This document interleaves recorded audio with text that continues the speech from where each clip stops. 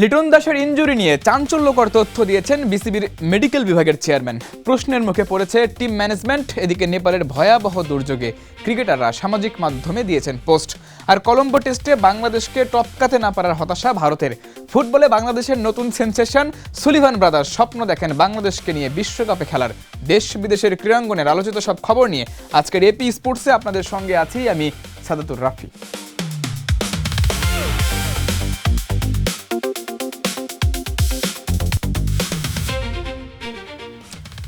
Injury থাকার পরও লিটনের জন্য ছাড়পত্র দিতে বিসিবির মেডিকেল টিমকে অনুরোধ জানানো হয়েছে। সেই প্রেক্ষিতেই ইনজুরিগ্রস্ত লিটনকে পরপর 3টি সিরিজ দলের সঙ্গে রাখা হয়েছিল।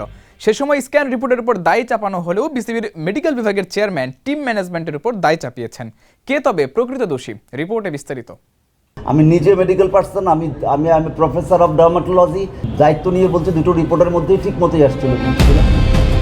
দৃঢ় কণ্ঠে বিসিবির মেডিকেল বিভাগের চেয়ারম্যানের এই কথা প্রশ্ন তোলে অনেক। লিটনের রিপোর্টে কোনো ভুল না থাকলে কেন তাকে দলের সাথে টানা হয়েছিল, পাঠানো হয়েছিল জিম্বাবুয়ে? ক্রিকেটারদের স্বাস্থ্য, ফিটনেস সবকিছু মেডিকেল ডিপার্টমেন্টই দেখে, কিন্তু সেই তুলনায় মেডিকেল ডিপার্টমেন্টের অগ্রগতি খুবই খারাপ ছিল। মানে তারা স্কেপগোট হিসেবে ছিল, মানে কোনো কিছু হলে দোষটা তাদের ঘরে পড়ে। কিন্তু তারা যে ধরেন এখন এতগুলা টিম খেলছে একসাথে, ধরেন যত বাইরে এতগুলো টিম খেলছে, তারপরে দেশেও একসাথে 5টা টিম খেলছে একসাথে, তা তাদের মধ্যে 99% প্লেয়াররা ফিট আছে। সেটার কিন্তু কোনো সম্মান বা সেটার কোনো যে আমাদের যে তাদের প্রতি এত ডেডিকেশনকে তাদেরকে ফিট রাখলাম, তার জন্য কিন্তু কোনো প্রশংসা আমরা পাচ্ছি না। শুধু লিটন ইস্যুতেই নয়, বরাবরই যে কোনো ভুলের দায় দেওয়া হয় বিসিবির মেডিকেল টিমের উপর, কিন্তু ভালো কাজের হয় না প্রশংসা। সেই আক্ষেপ থেকেই হয়তো লিটন ইস্যুতে কি ঘটেছিল তার একটা বাস্তব ধারণা দিয়ে দিলেন বিসিবির হাই প্রোফাইল এই পরিচালক। ফিজিও তো কোনো ভুল নাই, একদম।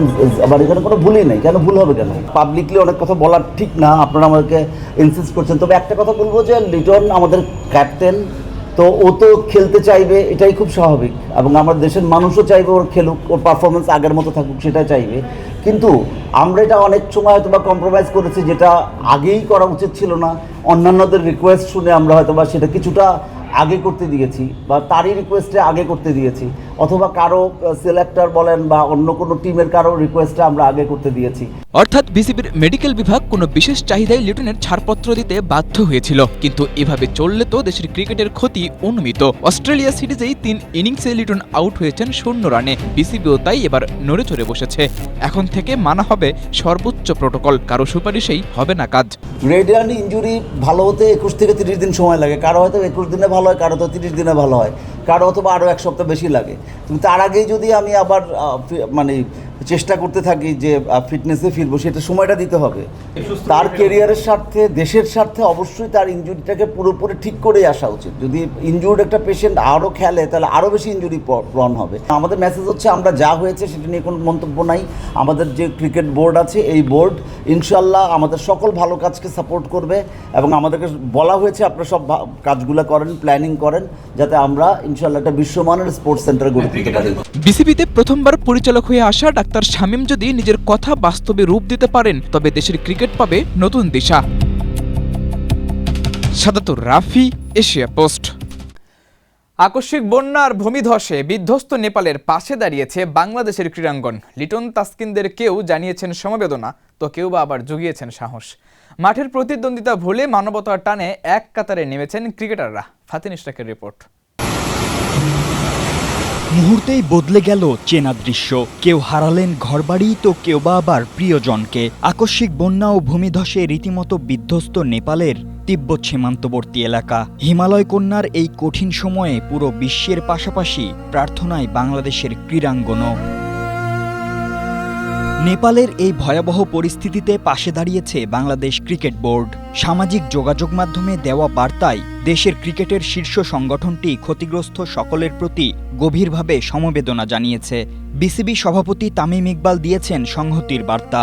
হৃদয় ভেঙেছে লিটন দাসেরও। ক্ষতিগ্রস্তদের শক্তি ও সাহসের প্রার্থনাও করেছেন তিনি।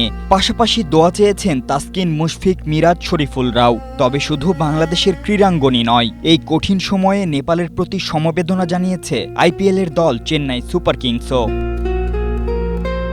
নিজ দেশের মানুষদের এভাবে ভেসে যেতে দেখাটা কতটা কষ্টের সেটা ভাষায় প্রকাশ করাটাও যেন কঠিন নেপাল ক্রিকেটের সবচেয়ে বড় তারকা সন্দীপ লামিচানের জন্য।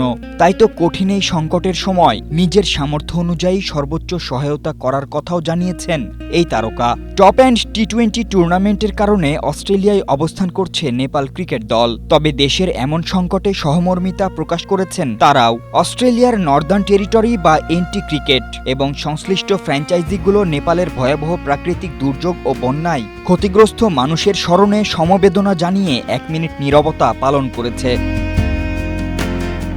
মাঠে প্রতিদ্বন্দ্বী হলেও দুর্যোগের সময় ক্রিকেটারদের এই বার্তা যেন এক পরিচয়ই সামনে নিয়ে আসে।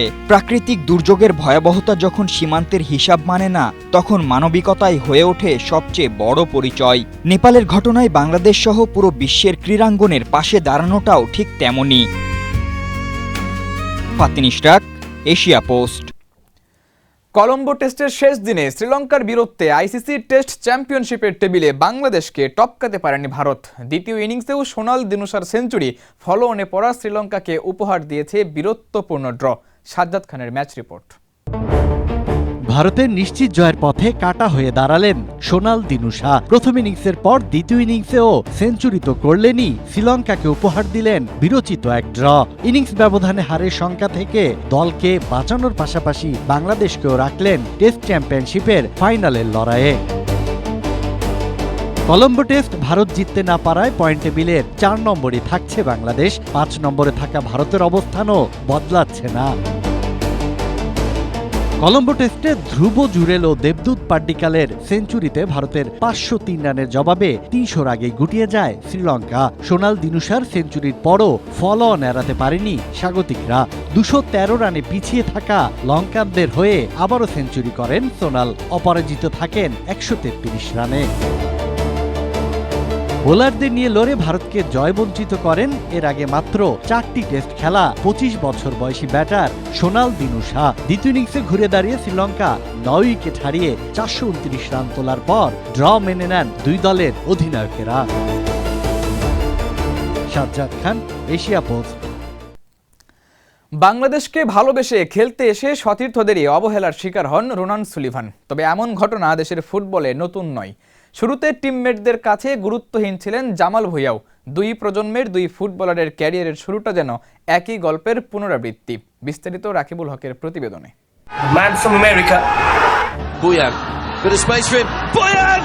বাংলাদেশকে ভালোবেসে লাল সবুজ জার্সিতে খেলার সিদ্ধান্ত নিয়েছিলেন তারা।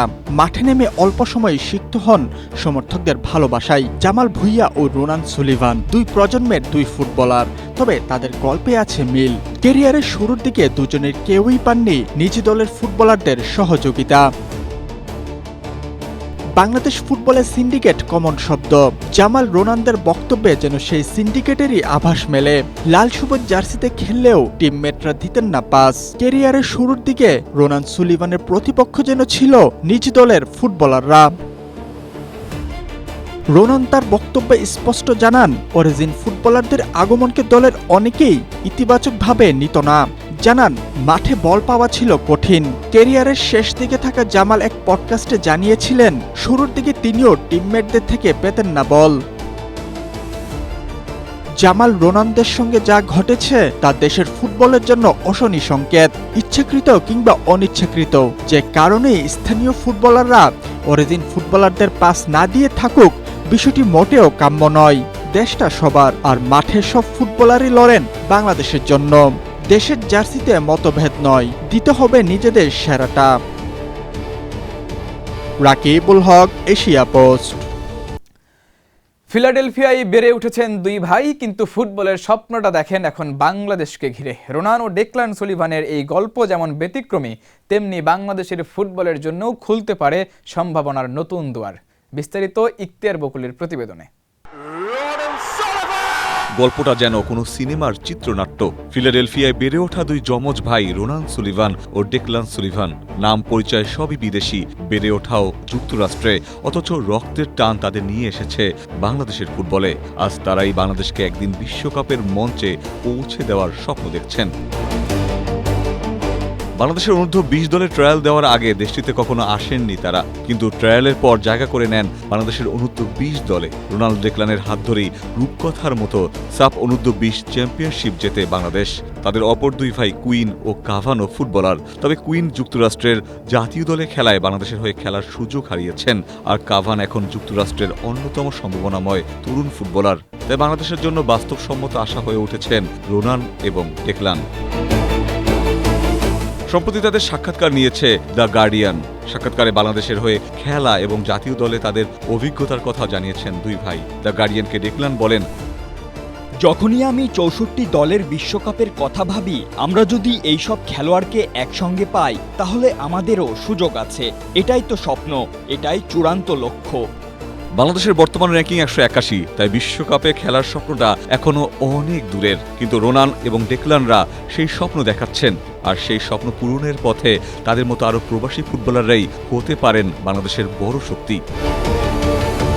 ইখতিয়ার বকুল, এশিয়া পোস্ট।